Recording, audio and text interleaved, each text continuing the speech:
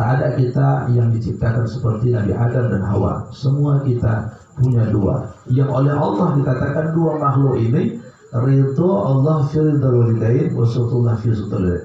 Kenapa Allah katakan jika orang tuamu sayang kepadamu, aku sayang kepadamu. Jika dia murka, aku murka kepadamu. Dalam surah Luqman, kenapa Allah SWT menjelaskan surah Luqman, andainya ayah dan ibumu orang musyrik. Dosa yang paling besar itu Pak, tidak diampuni Allah itu orang musyrik, menduakan Allah, menyekutukan Allah. Dia tidak muslim. Orang tuamu itu orang musyrik kata Allah. Dosa yang besar yang kedua setelah musyrik, dia memaksa orang menjadi musyrik. Bukan ngajak aja, tapi dia paksa engkau anaknya untuk pindah ke agamanya yang musyrik itu. Kata Allah, jangan patuhi perintahnya, wasahibhuma fi dunya ma'rufa, tapi jangan coba kau benci kepadanya. Satu lubang jarum pun tak ada celah engkau untuk membencinya kata Allah. Bayangkan nih orang tua kita ini sudah divonis Allah ahli neraka. Allah aja murka nengoknya. Malaikat saya sudah mau pecahkan kepala dia. Seluruh manusia itu benci kepadanya. Semua maksiat dikerjakannya. Semua manusia benci kepadanya. Tapi engkau anaknya kata Allah, fala tuti'huma wasahibhuma fid dunya ma'rufa. Kau tak boleh benci kepada kedua. Wasahibhuma, Allah pakai kata sahabat. Kau tetap menjadikan ibu dan ayahmu sebagai seorang sahabatmu di dunia ini. Tak boleh satu lubang jarum pun kita menghujatnya, membencinya. Bapak Ibu sekalian, sekarang mari kita kenal siapa sebenarnya mak dan ayah kita ini. Karena akan bohonglah Pak penggahan kita malam ini kalau cuma kita saling memberi maaf dan berpelukan tanpa kita buka pintu yang satu itu. Ya. Ternyata dalam hati kita masih belum bisa memuliakan orang tua kita. Kita masih dendam pula lagi sama orang tua kita. Kita masih diperlakukan tidak adil olehnya. Tapi kalau kita sudah dapat nanti, insya Allah Pak, kita akan ke depan, akan baik pergaulan kita. Karena ini pintunya. Dari sinilah pintunya. Nah, sekalian mari sekarang dengarkan kisah ini. Ya, Bapak Ibu. Dulu ketika seorang ibu melahirkan kita anaknya, kita mau kenal ya. Siapa sebenarnya diri kita, siapa ibu dan ayah kita ini yang oleh Allah, walaupun dia ahli maksiat kayak mana satu lubang jarum kita tak boleh benci kepadanya. Yaitu kisah dulu ketika kita dilahirkan oleh seorang wanita di permukaan bumi, dialah ibu kita. Saat itu Bapak Ibu, ibu kita mempertaruhkan sesuatu yang paling berharga dalam hidupnya. Apa yang dia pertaruhkan Bapak Ibu? Apa yang dia pertaruhkan? Nyawanya. Sama seperti induk-induk hewan lainnya. Nah saat itu Bapak Ibu, setelah 9 bulan lebih kurang dia mengandung, ibu kita ketika ingin melahirkan kita mempertaruhkan sesuatu yang paling berharga dalam hidupnya. Ia mempertaruhkan nyawanya. Bayangkan nyawanya yang dipertaruhkan. Bahkan saat itu tiba-tiba ia merasakan sakit yang belum pernah dialami seumur hidupnya. Bisa kita bayangkan bagaimana menderitanya kalau kita punya mak yang masih hidup atau sudah wafat. Coba sekarang hadirkan dalam hati kita kapan terakhir kali kita memandang wajahnya, supaya kita sadar siapa sebenarnya ibu dan ayah kita ini. Bapak Ibu sekalian mohon Allah, pada saat itu air mata ibu kita tiba-tiba mengalir, menangis menahan rasa sakitnya, rasa sakit yang belum pernah dialami seumur hidupnya. Dan bukan hanya air matanya, tiba-tiba darah pun muncrat mengalir dari rahimnya begitu banyaknya, membasahi hampir sebagian tubuhnya, membasahi tempat dia berlari kata Rasul. Tapi begitu melihat kita anaknya lahir ke dunia ini, apa yang dilakukannya? Apakah dia menyapu darah yang begitu banyak keluar dari tubuhnya? Tapi ternyata diam-diam dia menatap wajah kita yang masih kecil dan mungil. Dia perhatikan hidung, telinga, dan mata kita yang masih kecil. Lalu dia tersenyum melihat kita. Dia hitung jemari tangan dan kaki kita. Lalu dia tersenyum melihat kita seolah tidak merasakan darah yang masih mengalir dari rahimnya. Ketika dia mendengar tangisan kita, coba perhatikan Bapak Ibu, siapa nama kita dipanggilnya kata Rasul. Ibu kita memanggil kita dengan sebutan Asmaul Husna Allah, yaitu Ar-Rahim, sayang, sayang, sayang. Saat itu kita belum punya nama seperti hari ini Bapak Ibu. Adik-adik semua, saat itu kita belum punya nama. Dia panggil kita dengan Asmaul Husna Allah, Rahim. Sebagaimana nama tempat kita dulu bernaung 9 bulan dalam kandungan ibu kita diciptakan Allah. Lalu setelah kita menangis, apa yang terjadi? Ibu kita yang terkulai lemah tadi diangkat kedua tangannya, dia minta kepada dokter dan bidan orang-orang sekitarnya, berikan anakku kepadaku. Lalu ketika kita diberikan kepadanya, dia peluk kita, kata Rasul. Lalu dia berikan air susunya kepada kita.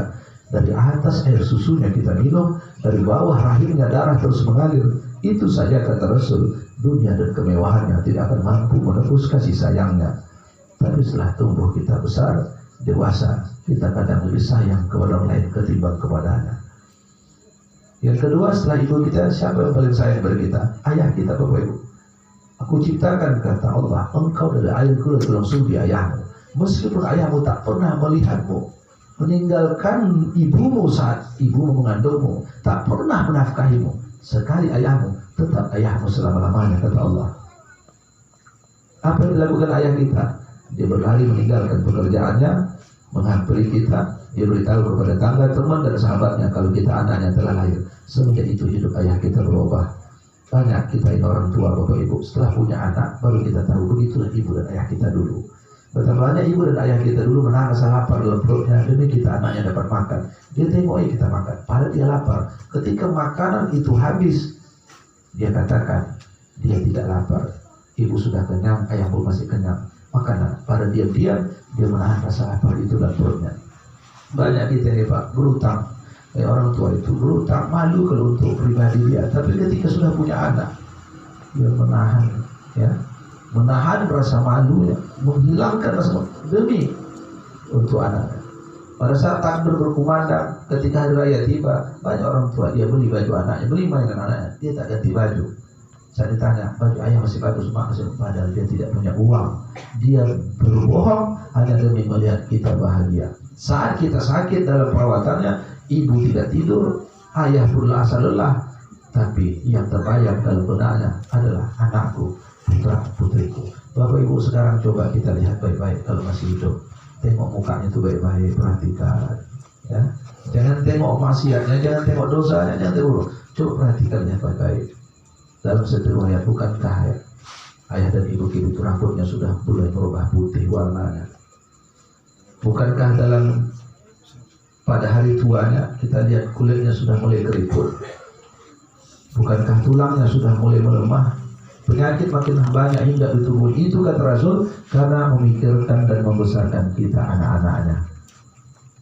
Bapak Ibu sekalian yang muliakan Allah, ada hikmah mengatakan, ketika orang tuamu kelak meninggalkan dunia ini dan kau masih hidup, berarti artinya ibu dan ayah kita duluan meninggal dunia. Itu seolah-olah arwahnya menjerit di hadapan anak yang ditinggalkannya. Apa katanya? Wahai anakku, begitu lama dulu nak kau kumandikan saat kecilmu. Saat itu kau belum bisa mandi sendiri. Hari ini satu kali saja mandikanlah aku, itu pun untuk yang terakhir kalinya. Beruntung, kata Rasulullah, seseorang yang ketika dia wafat, anak-anaknya yang menyelesaikan fardu kifayahnya. Wahai anakku, begitu lama dulu nak kau kupakaikan bajumu saat kecil. Saat itu kau belum bisa memakai bajumu sendiri. Kubelikan dan kupakaikan di tubuhmu. Hari ini satu kali saja belikan pakaianku.